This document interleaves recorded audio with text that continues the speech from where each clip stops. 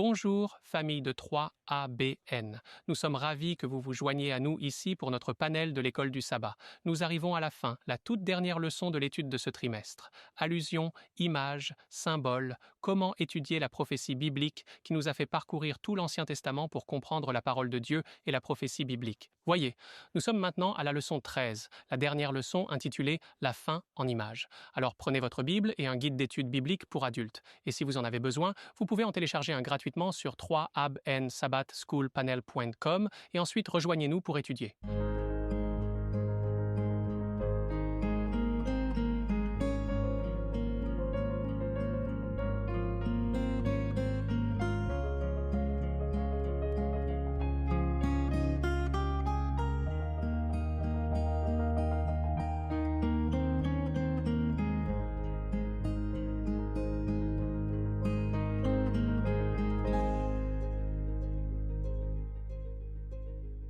Bienvenue, famille 3ABN. Nous sommes ravis que vous soyez ici, alors que nous nous réunissons pour cette heure d'étude avec la parole de Dieu devant nous. Et nous sommes reconnaissants que l'auteur de la parole de Dieu, le Saint-Esprit, travaillant à travers des hommes inspirés, nous inspire à la comprendre alors que nous étudions ensemble. Nous sommes donc sur la dernière leçon de ce trimestre qui a été écrite par Shawn Boonstra, qui a été appelée Allusions, images, symboles. Comment étudier la prophétie biblique? Et cela nous a conduit à travers l'Ancien et le Nouveau Testament afin que nous puissions comprendre la parole de Dieu et comment elle s'applique à nos vies aujourd'hui. Et nous sommes tellement reconnaissants que vous souteniez cela, non seulement en regardant, mais en le partageant avec d'autres qui ont des questions auxquelles ces programmes peuvent répondre, et nous apprécions vos prières tout autant. Et nous apprécions également le soutien financier que Dieu vous inspire pour aider à maintenir ce programme et d'autres programmes sur ce réseau, partageant l'Évangile dans le monde entier. Et chacun d'entre nous fait cela individuellement de la manière dont Dieu nous inspire. Nous en sommes à la leçon numéro 13, intitulée « La fin en images ». Et avant de commencer chacune de ces leçons, j'aimerais vous présenter ceux qui les présenteront. À ma gauche, à côté de moi, nous avons sœur Jill Moriconi. Merci beaucoup, Daniel. Lundi, nous examinons une œuvre de repentance. Il s'agit du chapitre 3 de Jonas. D'accord, le livre de Jonas. Et puis, à côté, nous avons sœur Shelley Quinn. J'adore être ici. Et mardi, nous étudierons le festin de Balthazar. Et ensuite, nous avons, pour la leçon de mercredi, le pasteur Johnny Denzi. Merci. C'est une bénédiction d'être ici. J'ai le dessèchement de l'Euphrate. D'accord, entrons dans l'histoire de Babylone. Et ensuite, nous avons enfin le dernier jour du trimestre, James Rafferty. Ravi d'être ici, Daniel. J'ai la leçon de jeudi, Cyrus Loint. Très bien. Cela ressemble à de merveilleuses leçons, chacune d'entre elles. Je veux juste vous rappeler que, si vous souhaitez obtenir une copie des notes que nous utilisons lors de notre présentation, allez simplement sur 3 abréviations sabbathschoolpanel.com et cliquez sur le petit bouton qui dit « Notes » en haut, et elles vous seront envoyées chaque semaine, ce qui sera une bénédiction pour vous. J'aimerais commencer par une prière avant que nous nous lancions dans la leçon de cette semaine. Pasteur Rafferty, pourriez-vous prier pour nous? Bien sûr, Père, nous voulons te remercier de nouveau pour cette opportunité d'ouvrir ta parole pour le don promis du Saint-Esprit. Nous voulons te demander d'être avec chacun des spectateurs, que tu guides leur cœur et nos cœurs vers le ciel. Et alors que nous parcourons ces prophéties, Père, aide-nous à être prêts pour ces temps de la fin. Nous prions au nom de Jésus. Amen. Amen. Je m'appelle Daniel Perrin et j'ai la leçon du dimanche qui est le prophète réticent. Dans les histoires de l'Ancien Testament, nous trouvons le schéma des événements futurs pour le peuple de Dieu et pour le monde, car l'enseignement de ces histoires révèle la vérité présente pour aujourd'hui. Avec la lumière accrue que Dieu nous a volontairement donnée, l'application de ces histoires à nos vies devient plus claire et plus spécifique aux époques dans lesquelles nous vivons. Donc, dans cette leçon finale, nous étudions la tentative de Dieu de sauver l'Empire assyrien à travers l'histoire de Jonas, le prophète Jonas, et nous examinerons également la chute de Babylone. Le texte à mémoriser pour cette semaine est le livre de Jonas, chapitre 1, verset 9, qui a un lien clair avec les messages des 3 anges. Il leur dit: c'est Jonas qui parle à ceux qui sont sur le bateau. Il dit « Je suis hébreu, et je crains le Seigneur, le Dieu du ciel, qui a fait la mer et la terre ferme. » Jonas était le prophète réticent de la fin des temps. Ah, prophète, comment Jonas était-il un prophète de la fin des temps, pourriez-vous demander? Eh bien, quand Jonas a finalement commencé à prêcher, les familles de Ninive avaient seulement 40 jours avant la destruction. C'est moins d'1 mois et demi. La coupe d'iniquité de Ninive était pleine, et il devait être averti maintenant parce que Dieu aimait les gens de cette ville. Le temps était court, et Jonas a perdu un temps précieux. Nous avons la mission de Jonas et son message aujourd'hui. Le temps est court.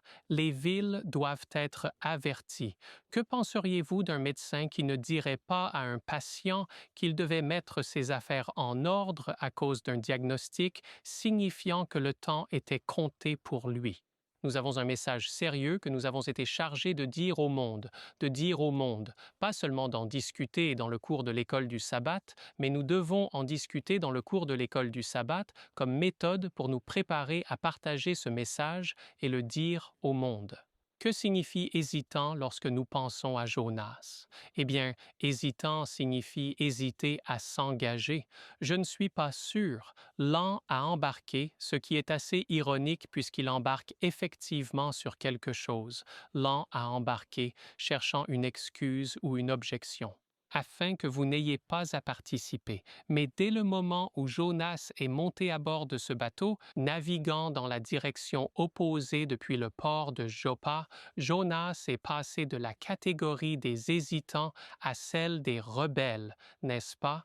D'accord, c'est le mouvement naturel des choses tièdes hésitantes. Les objets tièdes deviennent froides, et ainsi l'Église tiède et réticente de Laodicée finit par devenir rebelle, devenant des rebelles. Donc, si nous ne connaissons pas la véritable compassion pour les perdus, nous aurons du mal à nous engager dans le message d'avertissement que Dieu nous a donné à partager avec les perdus, si nous ne les aimons pas vraiment comme Jésus l'a fait. Par la grâce de Dieu, je ne veux pas être un prophète réticent, manquant de la préoccupation pour les perdus que Jésus avait, et par la grâce de Dieu, je sais que je ne veux pas être un prophète rebelle, allant dans la direction opposée à la mission évangélique que Dieu a donnée à son peuple et à son Église à la fin des temps. À quoi cela ressemble-t-il vraiment? Quel aspect a un prophète rebelle aujourd'hui? Eh bien, la parole de Dieu et son messager des temps de la fin, Ellen White, nous ont donné une image claire que nous devons nous mettre au travail pour apporter l'Évangile aux villes, à vos voisins, à vos amis, à votre famille, et ne pas rechercher le confort ou la familiarité, mais nous devons avertir le monde. Le temps est court. Dieu vous aime. Des événements imminents vont bientôt se produire, et le destin éternel de chaque personne sera décidé. Nous devons porter ce message. Au lieu de cela, un prophète rebelle va dans la direction opposée et se divertit avec un film et du popcorn, regarder en rafale une série sur un service de streaming où il passe des heures à rechercher des destinations de vacances avec 30 onglets ouverts sur leur téléphone et leur ordinateur pour trouver le meilleur endroit où aller et avoir un peu de relaxation et d'amusement. Dieu a besoin de détente et de loisirs appropriés pour son peuple. D'accord? Nous avons besoin de moments de repos, mais parfois nous cédons à notre désir et notre envie de quelque chose juste pour nous sentir bien, tandis que des gens meurent littéralement spirituellement de tous côtés. Quand il s'agit de rendre visite à nos voisins, leur parlons-nous de choses spirituelles? Nous en soucions-nous? Prions-nous pour eux? Investissons-nous le même temps et la même énergie dans leur vie spirituelle que nous pourrions le faire pour notre propre divertissement et notre amusement? Si cela nous concerne, peut-être devons-nous être jetés par-dessus bord du bateau de style de vie sur lequel nous naviguons parce qu'il va dans la mauvaise direction, nous entraînant dans la mauvaise direction. Leçon numéro 2. La leçon a souligné deux parallèles puissants entre Jonas et les messagers de la fin des temps, qui sont le peuple de Dieu aujourd'hui, et Jonas, ces parallèles puissants, traitent des messages des 3 anges et de la sortie de Babylone, et ils sont très bien expliqués dans la leçon. Et donc je veux que vous alliez les lire là-bas, mais j'aimerais partager 2 autres parallèles, et vous en trouverez probablement d'autres en lisant le livre de Jonas, des parallèles entre son époque et notre époque aujourd'hui, mais 2 autres parallèles entre Jonas et les messagers de la fin des temps, et ils proviennent tous d'eux du chapitre 3, et je sais que je suis en train de marcher sur ce que Jill va lire, mais chapitre 3, 1, 2. Alors la parole du Seigneur vint à Jonas une seconde fois, disant, « Lève-toi, va à Ninive, cette grande ville, et prêche-y le message que je te dis. » Et quoi? Et ce parallèle des temps de la fin entre le ministère de Jonas et le nôtre est que si vous n'avez pas été impliqué dans la proclamation de l'Évangile auparavant, Dieu vous appelle à le faire maintenant. Dieu vous appelle à le faire, même de manière modeste. Mères à la maison, vous le faites avec vos enfants. Vous le faites lorsque vous parlez à vos voisins, leur apportez des fleurs et partagez l'amour de Dieu petit à petit. Faites-le maintenant. Le deuxième parallèle de la fin des temps vient de Jonas 3, 3 à 4. Or, Ninive était une ville extrêmement grande, un parcours de 3 jours, et Jonas commença à entrer dans la ville le premier jour de sa marche. Nous devons avertir les villes. Les villes doivent être averties. Plus de la moitié de la population mondiale vit dans de grandes villes et elles doivent être averties. Encore une fois, je dois dire, par la grâce de Dieu, je ne veux pas être un prophète réticent ou rebelle quand Dieu dit « va ». Il y a 3 ans, Dieu a incité ma famille et moi à quitter le confort familier de notre vie où nous vivions, et je loue Dieu que par sa grâce, nous avons dit oui, nous avons vendu notre maison, quitté notre emploi stable, fait nos adieux à la famille, aux amis et à l'Église, et nous sommes partis, pas sachant à ce moment-là où Dieu nous conduisait, mais sachant que nous y allions sur son ordre et dans sa main. Et j'ai partagé un peu à ce sujet lors du panel de l'école du sabbat par le passé, et Dieu a clairement indiqué que sa direction était ici à Three Angels Broadcasting Network, a fourni une position de ministère, ainsi qu'une maison et des amis et toutes les choses avec lesquelles Dieu soutient le ministère. Mais pour chacun des membres de ma famille, Dieu a placé de manière inattendue sur nos cœurs le fardeau de participer à un domaine différent du ministère actif, et il nous l'a providentiellement confirmé de différentes manières, alors que nous nous sommes soumis à lui dans la prière jour après jour. Encore une fois, c'est un pas de foi vers l'inconnu. Même si ce n'est pas autant qu'avant, nous quittons encore une fois la maison, l'Église, les amis et un champ de ministère. Et au moment où ce programme sera diffusé, je serai parti de 3 ABN depuis au moins une courte période de temps. Non pas à cause de quelque chose d'indigne au sujet de ce ministère. C'est un ministère puissant élevé par Dieu et je suis tellement reconnaissant d'en faire partie, mais je travaillerai avec l'Institut de formation Streams of Light pour réaliser le plan de Dieu pour éduquer les jeunes à transmettre rapidement l'Évangile vers les grandes villes où il y a des multitudes et des multitudes qui restent non averties. Ça va être du travail difficile, mais c'est une ligne de travail dans laquelle je suis joyeux de dire que Dieu a appelé notre famille à participer en ce moment. Donc nous sommes à la fois disposés et nous sommes impatients de dire « Oui, Seigneur, nous irons là où tu veux que nous allions », même si cela signifie renoncer à certaines choses que je pensais avoir dans ma vie pendant une période beaucoup plus longue. En conséquence, je suis triste de dire que c'est ma dernière occasion de participer à ce panel de l'école du sabbat, mais je suis reconnaissant de dire ceci, que Dieu guide mes pas et Dieu guide mes arrêts. Et je prie que ce soit vrai pour chacun de nous, que nous ne soyons pas réticents ou rebelles lorsque Dieu dit « va ». Même si parfois les arrêts sont plus courts que ceux à quoi nous nous attendions, et je suis reconnaissant que ma famille ait le privilège de dire oui à Dieu et de marcher avec lui. 3. ABN. Le panel de l'école du sabbat. Ses partenaires de ministère ici ont été une grande bénédiction pour moi personnellement, et je remercie Dieu pour le privilège de faire partie de ce ministère que Dieu a soutenu. Cela aurait été un cadeau que je n'ai pas mérité, mais comme pour chaque don que Dieu donne, nous tenons ces dons légèrement dans nos mains. Nous disons « Dieu, cela t'appartient ». Quand vous dites « Va ici, va là », nous voulons répondre « Je dirai ce que tu veux que je dise, je ferai ce que tu veux que je fasse, j'irai où tu veux que j'aille. Ma famille continuera à travailler dans la vigne de Dieu, nous serons juste sur un horaire différent et avec une équipe différente. Alors je veux vous encourager, lorsque Dieu vous appelle, ce qu'il fera, ce qu'il fait, dites oui. Amen. Merci beaucoup, Daniel. Je me sens un peu émue en ce moment en étant assis ici. Nous avons aimé avoir vous et toute votre famille comme partie intégrante de ce ministère. Je sais que vous, à la maison, aimez ce que Daniel apporte à l'école du sabbat et les perspectives. Dieu t'a béni en tant qu'enseignant. Je suis enthousiaste que tu vas utiliser ces dons d'enseignement avec les jeunes.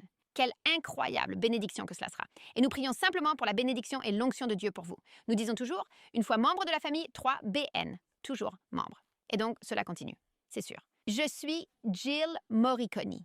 Lundi, nous abordons un travail de repentance, reprenant vraiment là où Daniel s'est arrêté, avec cette puissante histoire de Jonas, le prophète et missionnaire réticent. Nous examinons simplement le chapitre 3 de Jonas. Donc, vous savez que j'ai quelques réflexions sur le chapitre de Jonas. Commençons au verset 1. La parole du Seigneur vint à Jonas une seconde fois en disant: Première leçon, Dieu nous donne une deuxième chance. N'êtes-vous pas reconnaissant pour cela? Jonas a échoué la première fois. Dieu l'a appelé et il est allé dans l'autre sens. Il est allé à Tarsis. Il a refusé d'obéir, mais Dieu n'a pas abandonné Jonas. Dieu l'a appelé à nouveau. Dieu offre des secondes chances à vous et à moi. Le verset suivant, le verset 2, « Lève-toi, va à Ninive, cette grande ville, et prêche-lui le message que je te dis. » Deuxième point clé. Dieu donne le message que nous devons transmettre. Ce n'est pas à nous de créer ce message. Ce n'est pas à nous de décider. C'est la parole de Dieu et le message de Dieu. Parfois, je pense que nous essayons de présenter nos propres traditions ou nos propres fables, opinions ou théories. Cela me rappelle Paul parlant à un fils dans la foi. 1 Timothée 1, 3, 4. Reste à Éphèse, afin que tu avertisses certains de ne pas enseigner d'autres doctrines, de ne pas s'attacher à des fables et à des généalogies sans fin, qui engendrent des disputes au lieu de servir au plan de Dieu dans la foi. Donc, Dieu nous donne le message et nous sommes appelés à proclamer le message qu'il nous donne. Et parfois, nous nous inquiétons, Shelley, du message que nous devons donner. Et je ne sais pas si je suis préparée ou si je suis prêt. Mais Jésus nous dit dans Matthieu 10, 19 à 20, « Quand ils vous livreront, ne vous inquiétez pas de comment ou de quoi vous devez parler. Car ce n'est pas vous qui parlez, mais l'Esprit de notre Père qui parle en vous. » Alors, toi et moi, nous sommes appelés, comme il est dit dans 2 Timothée chapitre 4, à prêcher la parole. Soyez prêts en toute occasion, favorable ou non. Convaincre, reprendre, exhorter avec une patience infinie et en enseignant. Passons au verset 3. Nous sommes dans Jonas chapitre 3, verset 3. Alors Jonas se leva. Cette fois-ci, il avança et se rendit à Ninive selon la parole du Seigneur. À cette époque, Ninive était une ville extrêmement grande, un voyage de 3 jours de marche.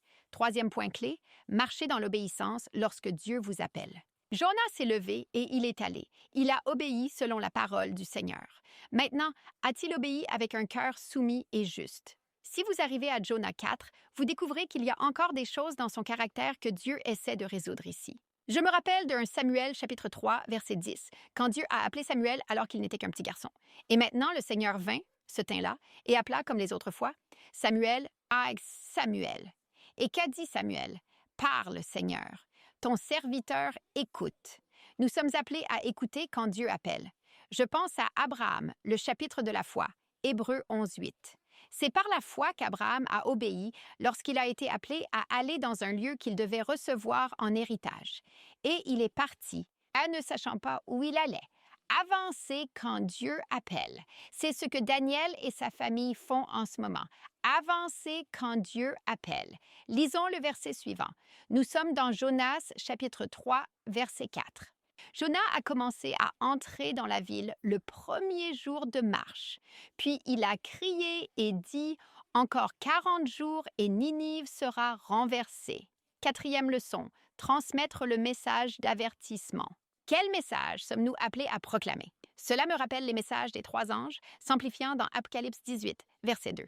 Il cria fortement d'une voix puissante, disant « Babylone la grande est tombée, elle est devenue une demeure de démons. » Si vous descendez jusqu'au verset 4, j'ai entendu une autre voix du ciel dire « Sortez d'elle, mon peuple, de peur que vous ne participiez à ses péchés, de peur que vous ne receviez de ses fléaux. Nous devons prêcher le message d'avertissement de sortir d'elle, mon peuple. » Cela me rappelle Marc, chapitre 1, verset 4, quand Jean est venu baptiser dans le désert, en prêchant un baptême de repentance pour la rémission des péchés. Si vous descendez au verset 14, il est dit « Après que Jean fut emprisonné, Jésus vint en Galilée prêchant l'évangile du royaume de Dieu et disant « Le temps est accompli, le royaume de Dieu est proche. Repentez-vous et croyez à l'évangile. » Nous sommes appelés à prêcher l'Évangile éternel, ce message de repentance et de l'urgence des temps.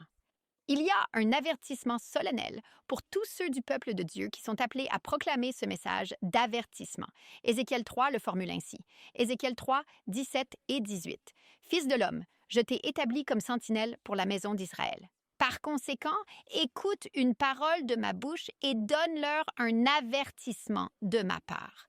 Quand je dis au méchant, tu mourras sûrement, mais que tu ne lui donnes aucun avertissement, ni ne lui parles pour l'avertir de sa mauvaise voie pour sauver sa vie, ce même méchant mourra dans son iniquité, mais je réclamerai son sang de ta main. » C'est lourd, Shelley.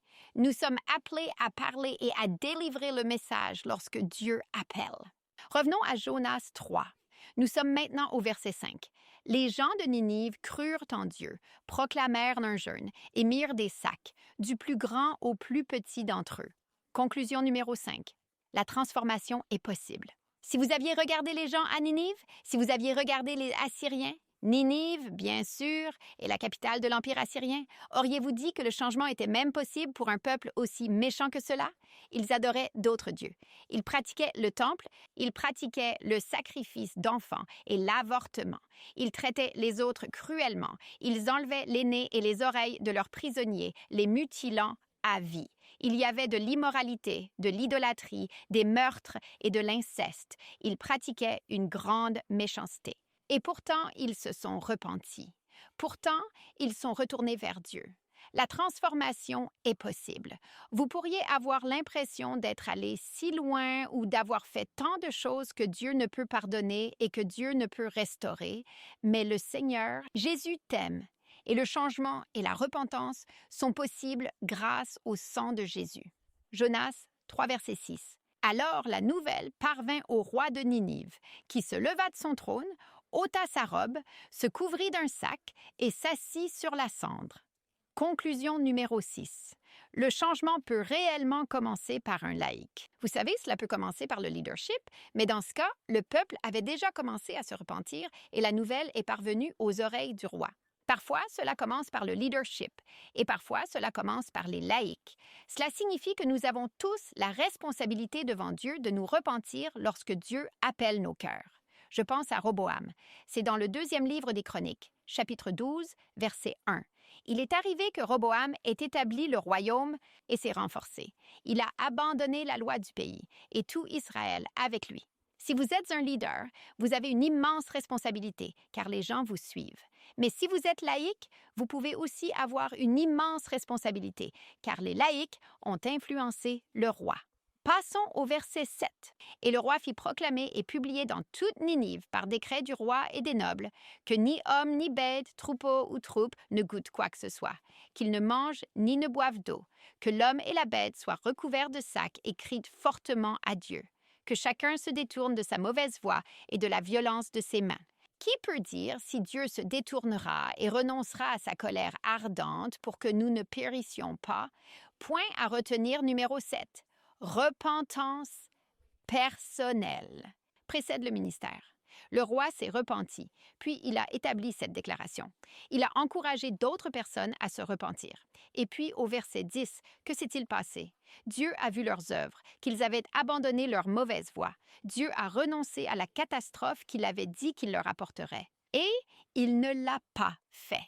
C'est ce que nous appelons une de ces prophéties conditionnelles, où cela dépend de la réponse des gens. La nation s'est repentie et Dieu n'a pas apporté le jugement.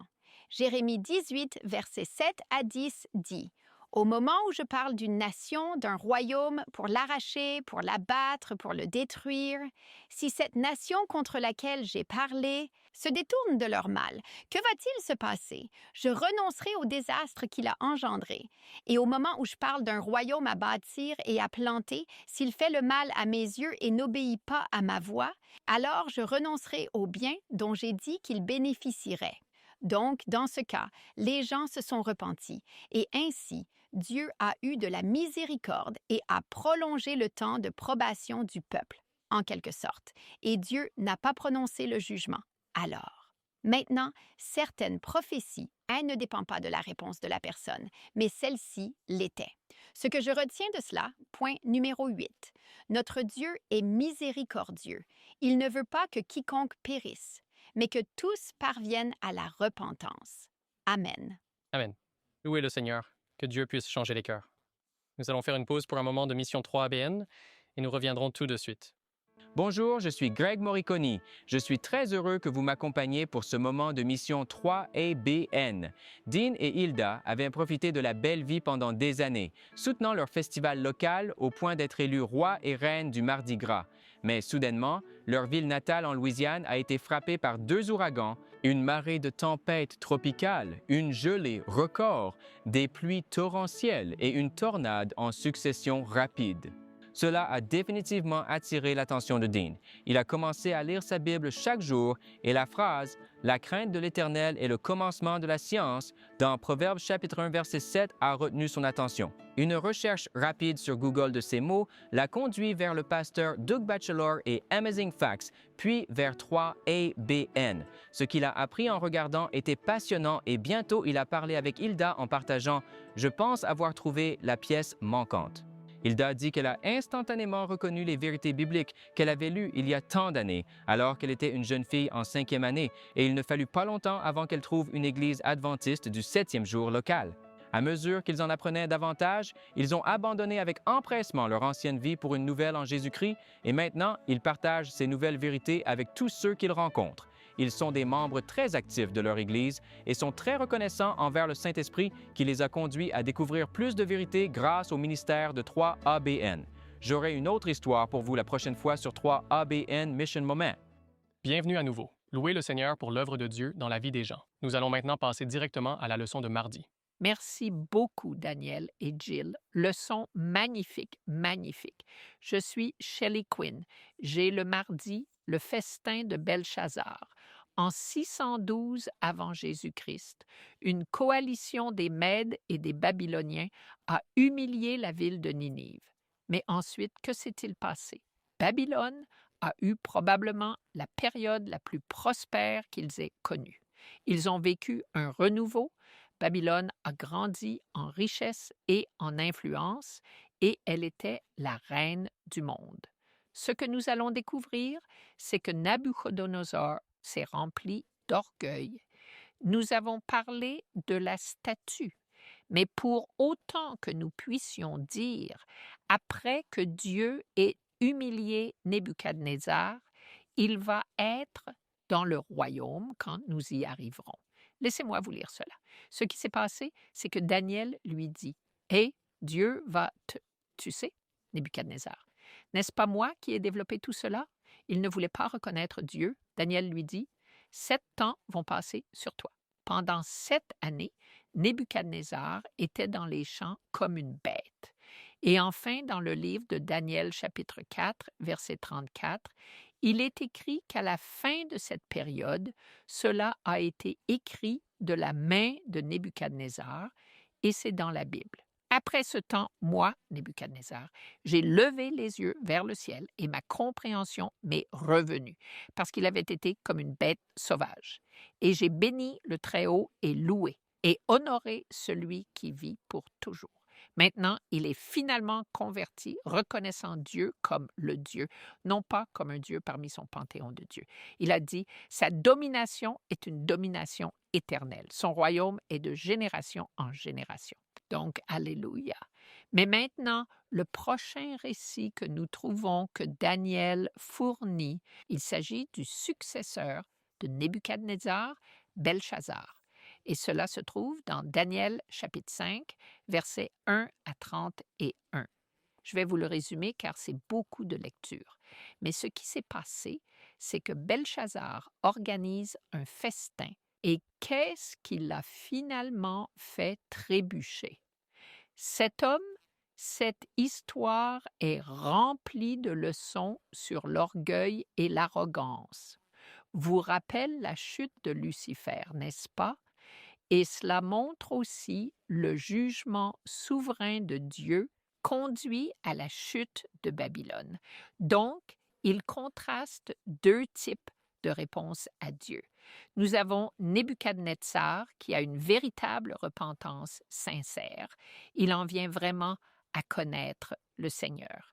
Et puis, vous avez Belshazzar qui est défiant. Il est rebelle. Il est arrogant. Ainsi, l'arrogance de Belshazzar se trouve dans Daniel 5, versets 1 à 4.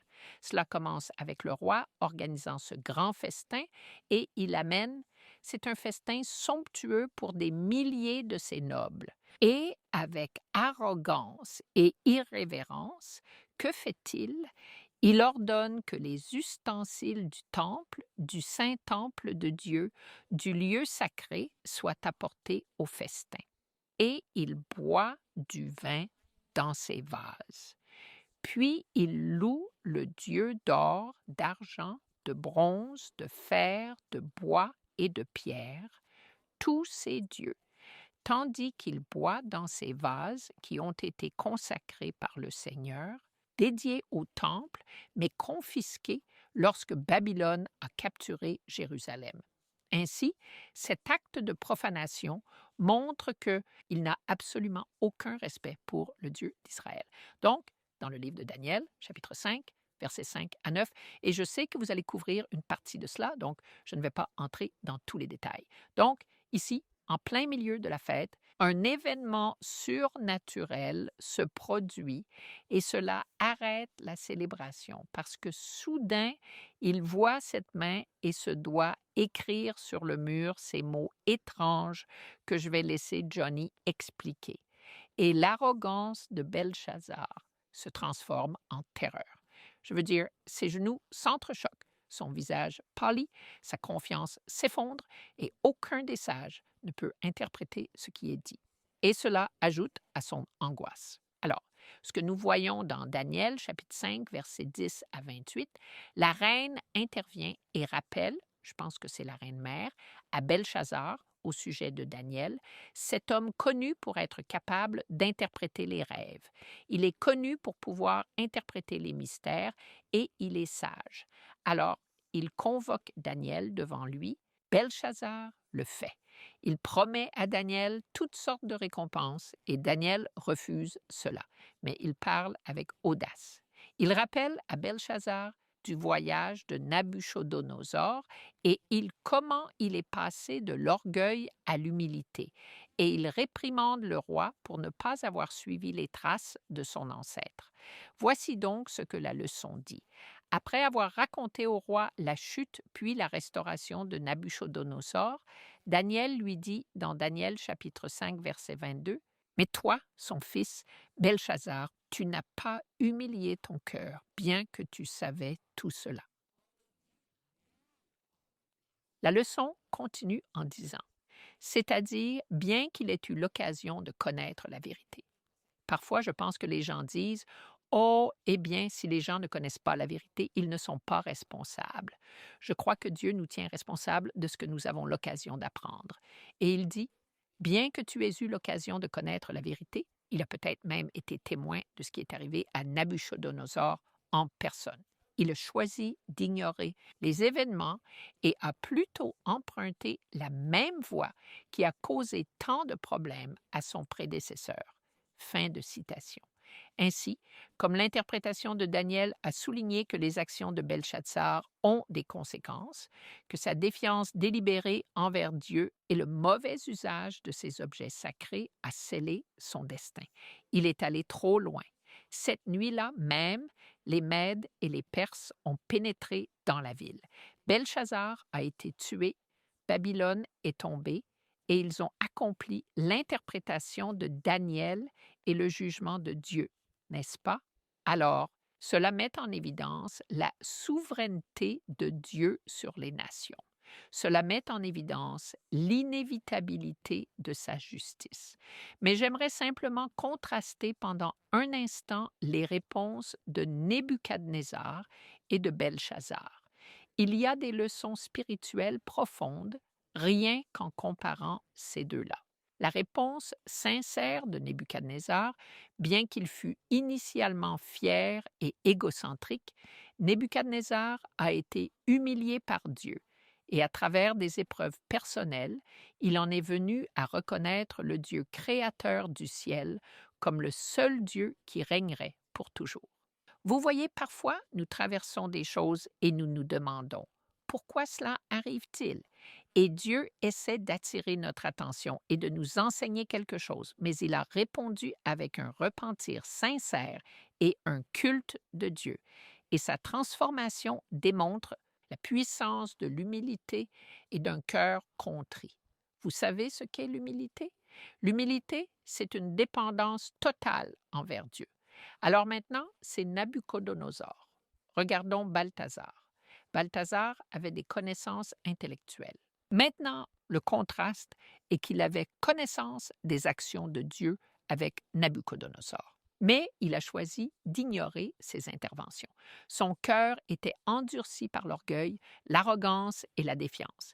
Et malgré le fait d'avoir été témoin de la puissance de Dieu agissant dans la vie de Nabuchodonosor, il a refusé de se repentir.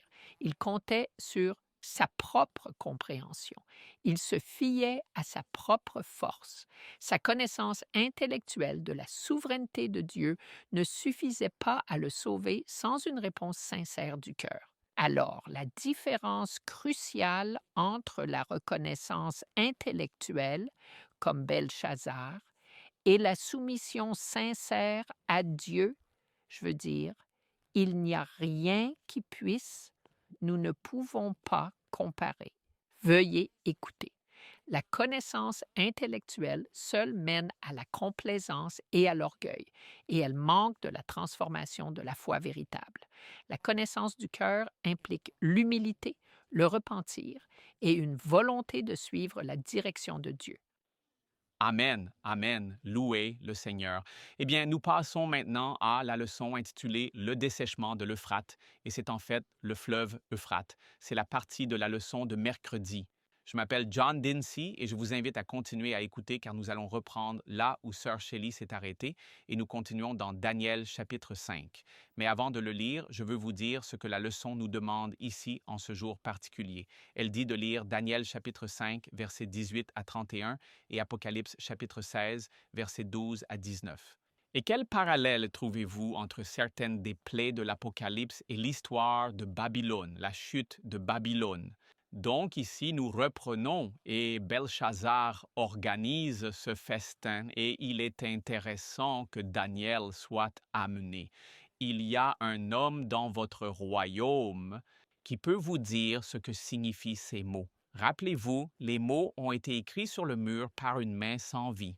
Et comme Shelley l'a dit, je vais commencer à lire très rapidement au verset 18 pour reprendre la pensée. Il dit « Ô roi, le Dieu Très-Haut, donna à Nabuchodonosor, ton père, un royaume de la majesté, de la gloire et de l'honneur. » Cela nous indique que Dieu est celui qui établit les rois et renverse les rois. Verset 19. « Et à cause de la majesté qu'il lui avait donnée, tous les peuples, nations et langues tremblaient et craignaient devant lui. Celui qu'il voulait, il l'exécutait. Quiconque il souhaitait, il gardait en vie. Quiconque il souhaitait, il élevait, et quiconque il souhaitait, il abaissait. Il avait un grand pouvoir. Souvenez-vous, il représentait cette tête d'or. Mais quand son cœur s'est élevé et son esprit s'est endurci dans l'orgueil, il a été déposé. Il a été déchu de son royaume, désolé de son trône royal, et ils lui ont enlevé sa gloire. Et c'est un message pour nous. La fierté est un tel obstacle à accepter Dieu et maintenir un esprit humble devant le Seigneur.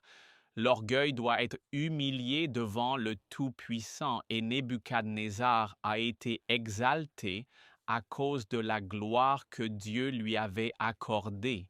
Il pensait que c'était « j'ai fait cela ». Versets 20 et 1, « Puis il a été chassé des fils des hommes, son cœur était devenu comme celui des bêtes, et sa demeure était avec les ânes sauvages. Ils l'ont nourri avec de l'herbe comme les bœufs, et son corps était mouillé de la rosée du ciel, jusqu'à ce qu'il sache que ces choses n'étaient pas bonnes. Le Dieu Tout-Puissant règne sur le royaume des hommes et désigne qui il veut à sa tête. Mais toi, son fils Balthazar, tu n'as pas abaissé ton cœur, bien que tu savais tout cela. Et je veux juste souligner ici et dire... Vous savez, nous voyons ici une image de Dieu parlant à ses rois, donnant à Nabuchodonosor une vision. Et son fils savait tout cela. Et je crois que même les dirigeants d'aujourd'hui de ces nations, Dieu essaye d'une certaine manière de les atteindre pour qu'ils puissent faire le meilleur pour leur peuple et pour le monde. Bien sûr, la fierté peut devenir un obstacle, un mur, mais Dieu les approche à travers les gens, à travers les circonstances, essayant de les amener à faire la bonne chose, et s'ils ne le font pas, de terribles choses, des conséquences peuvent arriver comme ce qui est arrivé à Nabuchodonosor. Maintenant, nous n'entendons pas ce genre de choses se produire aujourd'hui, mais Nabuchodonosor a été restauré parce qu'il s'est humblement soumis. Et c'est un message pour nous. Humiliez-vous et le Seigneur peut vous offrir la restauration. Laissez-moi reprendre ici au verset 21. Alors les doigts de la main furent envoyés par lui, et cette inscription fut écrite. Et voici l'inscription qui fut écrite. Min, min, tekel, Upharsin. Voici l'interprétation de chaque mot, dit Daniel. Men, Dieu a compté ton royaume et y a mis fin. Tekel, tu as été pesé dans la balance et trouvé insuffisant. Péries, ton royaume a été divisé et donné aux Mèdes et aux Perses. Chacun de nous va être pesé dans les balances. Nous serons pesés par le Dieu Tout-Puissant.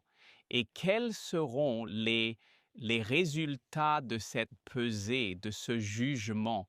Que cela aille bien pour vous, et cela ne peut être bien pour vous que si vous vous donnez au Seigneur, vous vous humiliez devant lui et que vous lui permettez de faire partie de votre vie et que vous le choisissez comme sauveur.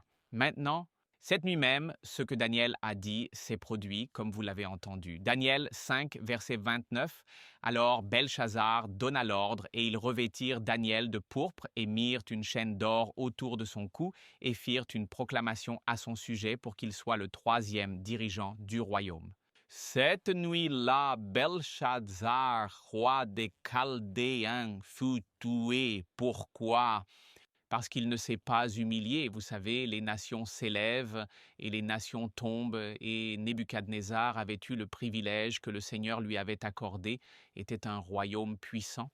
Mais parfois, les royaumes tombent à cause de la faiblesse, à cause d'un mauvais leadership, et cet homme fait la mauvaise chose au mauvais moment. Je veux vous lire un extrait de la leçon. C'est très intéressant ici. J'ai lu cela il y a de nombreuses années, et je suis content qu'il l'ait également mentionné dans la leçon. L'une des forces de Babylone était la manière dont le fleuve Euphrate coulait sous les murs, fournissant à la ville un approvisionnement illimité en eau. Cela s'est aussi révélé être sa faiblesse. Nitocris, une ancienne reine babylonienne, avait créé des ouvrages en terre le long du fleuve afin de le développer comme voie vers la ville, et dans le processus avait détourné le fleuve vers un marécage pour permettre aux équipes de travailler. De même, Cyrus a réalisé qu'il pouvait faire la même chose, assécher l'Euphrate suffisamment pour pouvoir confortablement faire passer ses troupes sous le mur. Une fois à l'intérieur des murs de la ville, il a trouvé les murs défensifs qui suivaient la rivière à travers la ville sans surveillance. Pourquoi? Oh, nous avons un mur puissant ici. Qui va pénétrer ce mur? Mais il ne soupçonnait pas que quelqu'un viendrait sous les murs en asséchant la rivière. Pourquoi il faisait un grand festin? C'était un moment de grande fête, et la ville tomba en une seule nuit. L'historien grec ancien Hérodote nous raconte que ceux qui vivaient au centre de Babylone n'avaient aucune idée que les banlieues étaient tombées, car c'était le moment d'un festival et tout le monde dansait et se livrait à des plaisirs. Alors, que s'est-il passé avec les gens? Ils ont été pris par surprise. Ils ont été pris par surprise. Et c'est quelque chose d'important à garder à l'esprit alors que nous passons au chapitre 16 de l'Apocalypse. Chapitre 16 de l'Apocalypse.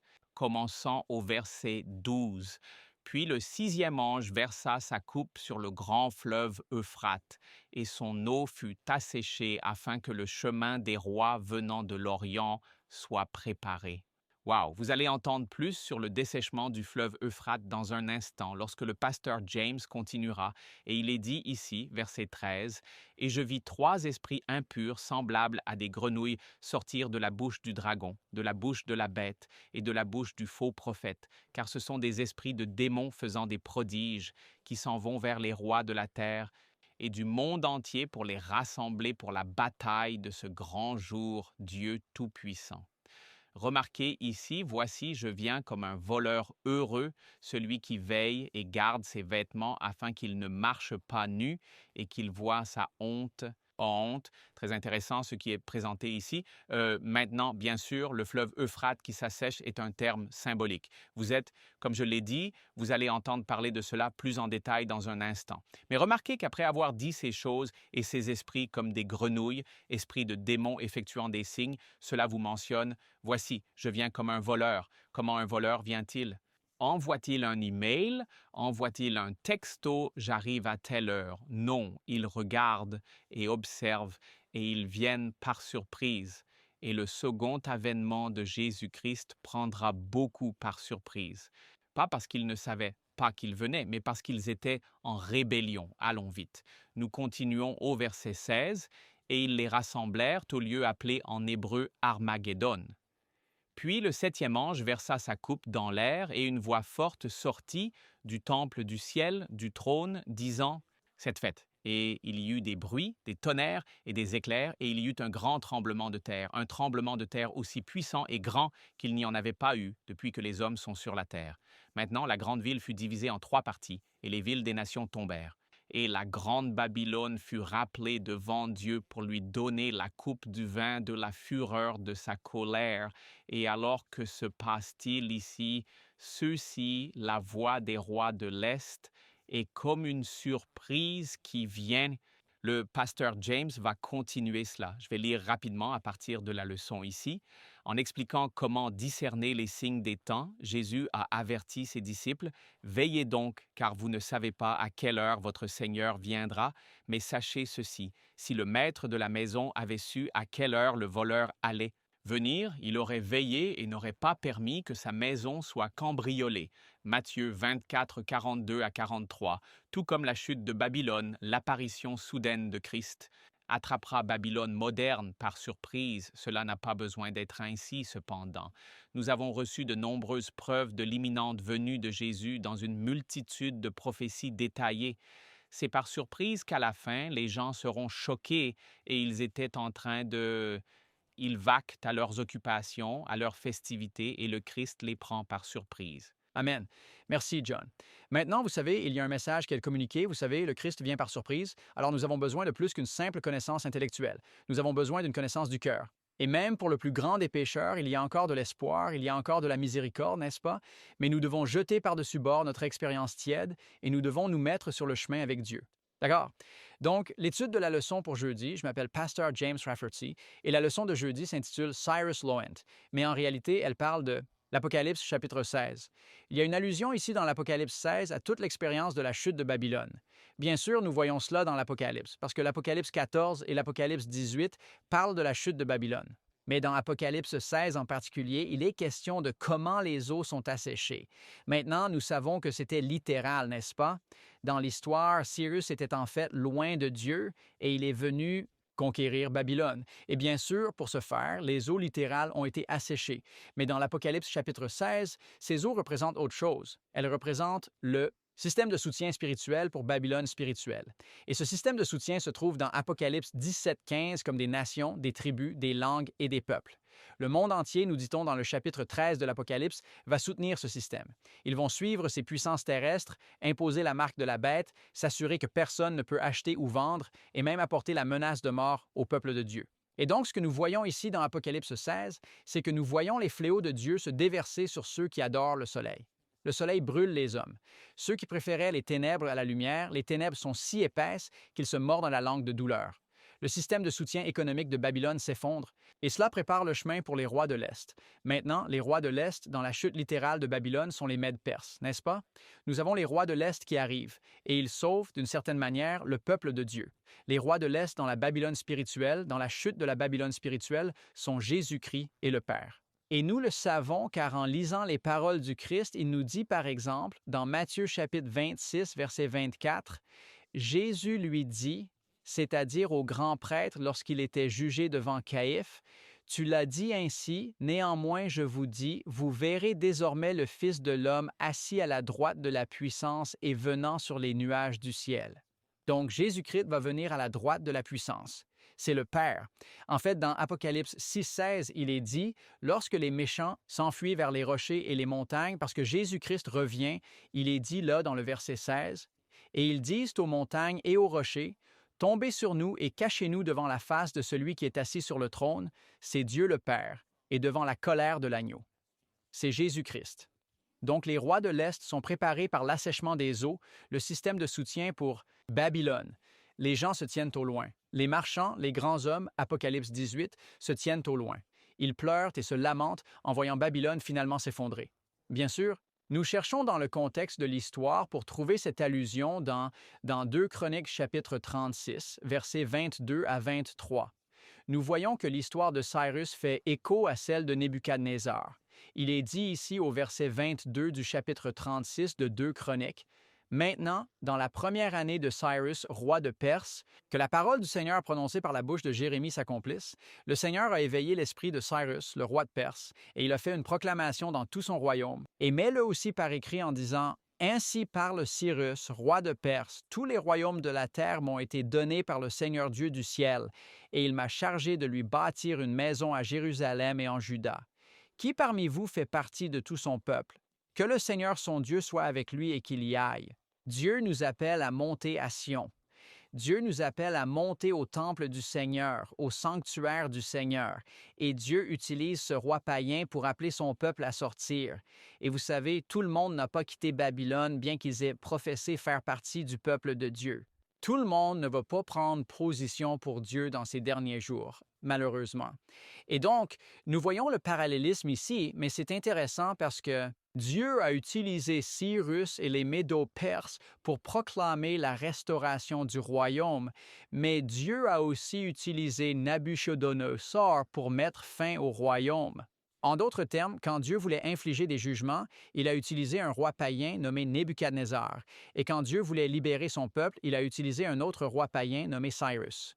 Nous lisons cela dans Jérémie chapitre 27, verset 6. Remarquez ce qui est dit ici. « Et maintenant, j'ai donné tous ces pays entre les mains de Nebuchadnezzar, le roi de Babylone, mon serviteur. » C'est exact. Nabuchodonosor est son serviteur, et qui sera finalement sauvé au paradis, comme Shelley le partageait. Il a un témoignage, son propre témoignage personnel. Il a vaincu par la parole de son témoignage, qui est Daniel chapitre 4, et par le sang de l'agneau. Et ainsi, il devient le serviteur de Dieu. Et les bêtes des champs, je lui ai donné aussi pour le servir. En fait, dans Daniel chapitre 1, versets 1 et 2, notez ce qu'il dit concernant la chute de Jérusalem. Dans la 3e année du règne de Joachim, roi de Juda, vint Nebuchadnezzar, roi de Babylone, à Jérusalem et l'assiégea. Maintenant, cela s'est produit plusieurs fois dans la Bible. Nous voyons des rois venir et des forces arriver, et le peuple de Dieu, il prie et il pleure. Et il demande à Dieu, comme les Assyriens l'ont fait en pleurant dans le sac et la cendre, « Veuillez nous délivrer de cette nation. » Est-ce que le peuple de Dieu a fait cela lorsque Nebuchadnezzar a assiégé Babylone? Dieu avait en fait un plan pour eux, comme Daniel l'a partagé dans une session précédente. Ils étaient supposés se rendre aux forces de Babylone et accepter les jugements de Dieu. Et ils ne l'ont pas fait. Ils ont combattu. Et donc, ce qui se passe, c'est que, verset 2, Daniel chapitre 1, « Le Seigneur livra Jéhoïakim, roi de Juda, entre ses mains, ainsi que des parties des objets de la maison de Dieu, qu'il emporta dans le pays de Shinar, dans la maison de son Dieu, et il apporta les objets dans la maison du trésor de son Dieu. » Donc, nous voyons Dieu utiliser Nebuchadnezzar d'une certaine manière pour apporter des jugements à son peuple, au peuple de Dieu, à son peuple professé. Nous voyons Dieu utiliser Cyrus pour faire la même chose. Pourquoi Dieu ne ferait-il pas la même chose à la fin des temps? Oh, nous avons tellement peur de la marque de la bête, nous avons tellement peur de cette bête de la mer et nous avons tellement peur de cette bête de la terre. Amis, Dieu est toujours en charge, n'est-ce pas? Il est toujours aux commandes.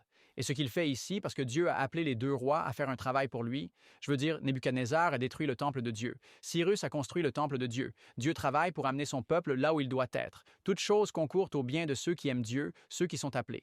Ainsi, les puissances terrestres dans l'Apocalypse 13 aident en réalité à préparer le peuple de Dieu pour le ciel. C'est ainsi que nous devons voir les choses. Ce sont des pouvoirs terrestres qui finissent par contraindre les fidèles de Dieu à rompre tout lien avec le monde. On a fini avec notre téléphone, on a fini avec nos médias, on a fini avec toutes ces distractions. Toutes ces choses qui nous distraient, nous sommes coupés ou nous sommes perdus l'un ou l'autre. Et nous pouvons prendre tout ce temps que nous avons gaspillé dans le monde, dans nos sports et nos divertissements, et nous pouvons nous concentrer sur le témoignage pour Dieu, parce que nous savons que lorsque la marque de la bête arrive, c'est ça. Jésus est en route. Je veux dire, c'est la fin des temps pour nous. Nous ne plaisantons plus, n'est-ce pas? Et c'est ce que nous voyons, c'est le problème que nous voyons dans l'Apocalypse chapitre 16. L'Apocalypse chapitre 16 parle de ceci, la plaie, les fleuves qui s'assèchent, mais ensuite il y a cette petite explication, si vous voulez, dans les versets 13 à 16. Maintenant, 13 à 16 ne se déroulent pas sous ce peste. 13 à 16 sont une explication qui nous aide à comprendre comment nous devons nous préparer maintenant à la peste qui est à venir. Parce que quand le monde entier est coupé, quand nous sommes coupés du monde entier, quand ces eaux sont asséchées, nous ne voulons pas faire partie du monde, mais nous voulons faire partie du reste du peuple de Dieu. Donc, cela dit ici, le verset 13, « Et il y avait 3 esprits impurs, semblables à des grenouilles, qui sortaient de la bouche du dragon, de la bouche de la bête et de la bouche du faux prophète. Ce sont les esprits de démons faisant des miracles, qui vont vers les rois et toute la terre pour, et le monde entier, les rassembler pour la bataille du grand jour de Dieu Tout-Puissant. » N'est-ce pas? Et donc, nous voyons les grenouilles comme une illustration, une allusion aux plaies. Et quelle était la plaie des grenouilles? Qu'est-ce qui les rendait si terribles? Ils étaient partout. Oh, ils étaient dans les chambres. Ils étaient ils étaient juste partout. Donc, nous avons ces esprits impurs. Ils sont partout. Ils sont partout. Vous savez, vous ne pouvez aller nulle part dans ce monde sans être inondé de médias, inondé de messages de ces esprits impurs, essayant de capter votre attention, de détourner votre attention de Jésus. N'est-ce pas? Et puis, il dit, verset 14 ou verset 6, 15, « Voici, je viens comme un voleur. Heureux celui qui veille et garde ses vêtements, de peur qu'il ne marche nu et qu'on ne voie sa honte. » C'est un message pour nous aujourd'hui. Aujourd'hui, nous devons nous accrocher aux vêtements de Jésus-Christ. Comment faisons-nous cela? Nous le faisons en gardant notre attention sur Jésus, en suivant l'agneau partout où il va, et puis cela continue au verset 16 pour dire ceci. « Et il, ce sont les esprits impurs. Il, Satan, les rassembla dans le lieu appelé en hébreu Armageddon. Le lieu, la vallée Asha, la base du mont Carmel. Le lieu de la décision. Si le Seigneur est Dieu, suivez-le, et si c'est Baal, suivez-le. Suivez le monde ou suivez Dieu. C'est le message en ce moment. Et il est dit, il les a rassemblés. Savez-vous ce que signifie ce mot rassembler? En grec, cela signifie divertir. Pour divertir, nous sommes distraits et éloignés du royaume de Dieu, et le divertissement nous prend possession, et il est temps pour nous de faire ce que Daniel a fait. Il est temps de suivre un jeûne de Daniel vis-à-vis de la nourriture et de la boisson de Babylone. 10 jours. Oh, je ne peux pas me passer de mon téléphone portable pendant 10 jours. Je ne peux pas me passer de mes médias pendant 10 jours. Eh bien, cela signifie que vous en avez vraiment besoin. Si vous êtes tellement accro que vous ne pouvez pas vous en passer pendant 10 simples jours, et bien sûr, Dieu prendra ces 10 jours et les transformera en 10 ans. Il les transformera en tout le temps qu'il reste jusqu'à ce que Jésus revienne. C'est un message pour nous aujourd'hui. Nous devons réaliser que nous sommes divertis et du mauvais côté de la bataille d'Armageddon. Nous faisons un choix pour le monde au lieu de le faire pour Dieu, et Dieu nous appelle à prendre une décision pour lui. Amen.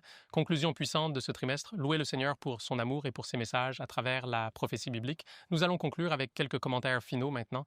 J'ai été bénie tout au long de ce trimestre, et ce dont je suis encore et encore rappelé, c'est que notre Dieu est un Dieu d'amour et de miséricorde.